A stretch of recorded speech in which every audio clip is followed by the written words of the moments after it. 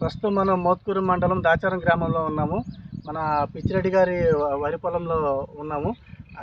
ఆయన పోయిన సంవత్సరం తనకున్న 10 ఎకరాల్లో మనసాయిలు వాడడం జరిగింది. ఈ సంవత్సరం కూడా ఎక్స్ట్రా 5 ఎకరాలు కలుపుకొని మొత్తం 15 ఎకరాలకి మనసాయిలు వాడడానికి మన దగ్గరికి వచ్చి తీసుకొచ్చారు. సో పోయిన సంవత్సరం ఆయనకి ఆ మనసాయిలు ఎలా పనిచేసిందో ఆయన మాటల్లో విందాము.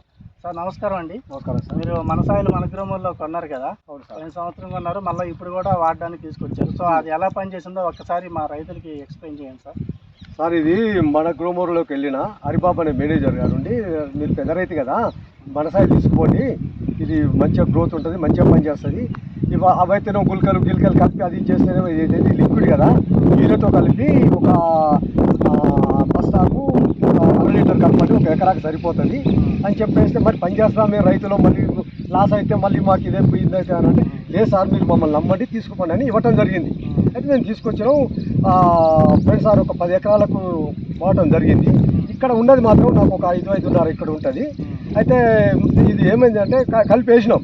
ఇది ఈవెన్ పిలక వచ్చుద్ది, పురుగుని చంపుద్ది, గ్రోత్ చేను ఎంత పచ్చదనం అంటే అసలు చూస్తే ఇది నా చేనేనా, నా చేనుకు నా తీసి తగులుద్దా అన్నట్టుగా ఇదిగా వస్తుంది సార్. ఇది ఒక వాడి చూస్తే తెలుస్తుంది. ప్రతి రైతు కూడా ఇది వాడాలి సార్. దీని గురించి మేము నమస్కారం పెడుతున్నాం.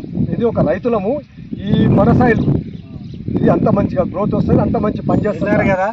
ఆయనతో పాటు ఆయన గ్రామంలో ఉన్న రైతులతో పాటు తన గ్రామాల చుట్టూ ఉన్న రైతులు కూడా ఫోన్ చేసి మనసాయిలు వాడమని చెప్తున్నారు. ఇక్కడ ఒకసారి చూడండి, పోయిన సంవత్సరము ఆయన రెడ్డి గారు మనసాయిలు తీసుకొచ్చి వాడిన బాటిల్ మనకి ప్రత్యక్షంగా కనబడుతున్నాయి పొలంలోనే.